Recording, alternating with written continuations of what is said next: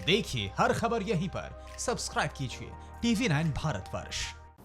ये भी मैं समझना चाहता हूँ कि ये लॉकडाउन को लेकर पहले लॉकडाउन 1, 2, 3 में तो ऐसा लगा कि जैसे एक नेशनल प्लान है हमारा और उसके साथ हम आगे चल रहे हैं, और बाद में ये कहीं बिखरता हुआ सा लगा। क्या इसके पीछे वजह ये है कि पहले एक यूनिफाइड कमांड एंड कंट्रोल के तहत काम हुआ और बाद में राज्यों को ज़्यादा पावर्स डेलीगेट किए गए? मुझे ये नहीं पता कि केंद्र सरकार की क्या सोच रही है, वो तो केंद्र सरकार से आपको पूछना पड़ेगा, वही बताएंगे कि लॉकडाउन 1 के पहले उनकी क्या सोच थी, लॉकडाउन 2 के पहले क्या सोच थी, 3 के पहले क्या सोच थी। मैंने अपनी सोच आपको बता दी कि शुरू के जो 2-3 लॉकडाउन हुए उसमें हमें ये लग रहा था कि इसको बहुत सख्ती के साथ अगर लॉकडाउन को इम्प्लीमेंट करेंगे तो शायद गर्मी आने के बाद या कोई ना कुछ को होगा और कोरोना ख़त्म हो जाएगा।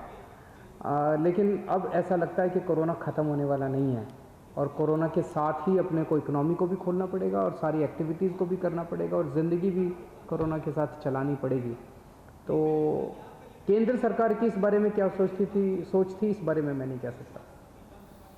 पहले 3 लॉकडाउन के दौरान ये जैसा आप कह रहे हैं शायद ये सोच रही हो तो ज़्यादा चीज़ें बेहतर और व्यवस्थित दिखाई दी, लेकिन बाद में हालांकि ये शुरू पहले से हो गया था और इसकी झलक भी दिख गई थी जब दिल्ली से लोग चल निकले थे और गाज़ियाबाद में इतने सारे लोग जमा हो गए थे, उनको वापस ले जाया गया, समझाया बुझाया गया। मैं प्रवासी श्रमिकों की बात कर रहा हूँ। उसके बाद वो उनके लिए जो जगहें बनाई गई थी वहाँ रुकने और खाने की व्यवस्था भी की गई। लेकिन आपको लगता है क्या उसके बाद उनके साथ कम्युनिकेशन नहीं रखा गया? उनको ये नहीं बताया गया कि आपको धीरे धीरे घर भेजा जाएगा या हम आगे आपके बारे में सोच रहे हैं, आपके परिवार का ख्याल रखा जाएगा, और इसलिए इतनी बड़ी तादाद में लोग सड़कों पर नजर आए उसके बाद? मुझे ये लगता है कि शायद प्रवासी जो अपने भाई बहन हैं उस मुद्दे को और ज़्यादा सेंसिटिव तरीके से और व्यवस्थित तरीके से ऑर्गेनाइज किया जा सकता था। उसमें मुझे लगता है कि शायद काफ़ी चूक रही, काफ़ी कमी रही, जिसकी वजह से वो सबसे गरीब तबका है, यूपी के लोग, बिहार के लोग, झारखंड के लोग, मध्य प्रदेश के लोग, वेस्ट बंगाल के लोग और कई राज्यों के लोग नौकरी की तलाश में दूसरे राज्यों में जाते हैं। तो अपने यहाँ उनके यहाँ काम नहीं होता गांव में, तभी तो दूसरे राज्यों में जाते हैं, और दूसरे राज्यों में जब जाते हैं, दिल्ली में आते हैं, बम्बई में आते हैं, दूसरे शहरों में, और वहाँ पे वो कोई बहुत अच्छी स्थिति में नहीं होते, वहाँ भी बहुत गरीबी में अपने जीवन यापन करते हैं। तो जब ये लॉकडाउन हुआ तो सबसे ज़्यादा तकलीफ़ इन्हीं लोगों को हुई, और जब ये वापस जाना चाहते थे तो मुझे लगता है कहीं ना कहीं सरकारों से चूक हुई है। हम सब लोगों को मिलके इसको ज़्यादा सेंसिटिव तरीके से करना चाहिए था। दिल्ली में हमने इसके लिए काफ़ी व्यवस्था की थी, इनके खाने का इंतज़ाम किया था, इनके रहने का इंतज़ाम किया था। डेली दिनेश जी हम 10 लाख लोगों को खाना खिलाते हैं, लंच भी और डिनर भी, 10 लाख लोगों को कुक्ड खाना, और 1 करोड़ लोगों को हमने फ्री में राशन बांटा है। पिछले 2 महीने से बांट रहे हैं, अगले महीने भी फ्री में राशन देंगे। तो इनको किसी तरह की दिक्कत ना, उसकी पूरी व्यवस्था की। फिर हमने पिछले दिनों एक वेबसाइट भी चालू की कि भाई जो लोग अपने अपने घर जाना चाहते हैं वो इस पे रजिस्टर करें। लगभग 5-6 लाख लोगों के उसमें रजिस्ट्रेशन आए। उनके लिए हमने खूब गाड़ियों का, ट्रेन का इंतज़ाम किया।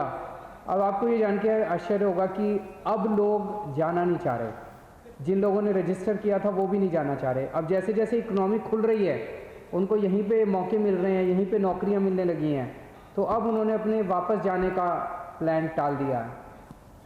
तो क्या लग रहा है आपको उस समय उनसे बातचीत करके उनको आश्वासन नहीं दिया गया? सेंसिटिविटी जिसकी बात आप कर रहे हैं वो, क्योंकि देखिए रहने खाने का इंतज़ाम तो जैसे आप बता रहे हैं आपने इतना बढ़िया इंतज़ाम किया, उसके बावजूद अगर वो उस समय जाना चाह रहे थे तो क्या उनके दिमाग में ये था कि लॉकडाउन पता नहीं कब तक बढ़ जाए और हम यहाँ कब तक रहे आएंगे, या ये वजह थी कि उनसे जाकर सरकारों ने बात नहीं की कि आपको हम अमुक अगर इस समय तक बढ़ता है लॉकडाउन तो हम आपके भिजवाने की व्यवस्था करेंगे, या तब तक हम आपके लिए आपकी जो चिंताएं हैं उसको हम एड्रेस कर रहे हैं? क्या वजह हो सकती है?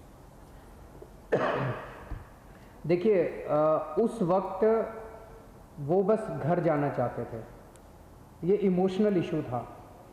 दिल्ली की मैं बात बता सकता हूँ, दिल्ली का, बाकी राज्यों का मैं नहीं बता सकता।